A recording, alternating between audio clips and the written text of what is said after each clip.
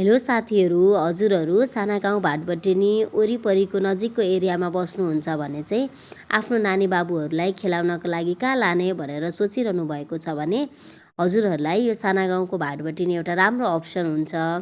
त्यहाँ चाहिँ बच्चाहरूलाई खेल्नको लागि एकदम राम्रो सफा प्ले जोनहरू तयार पारेको रहेछ। राम्रो लाग्यो मलाई चाहिँ।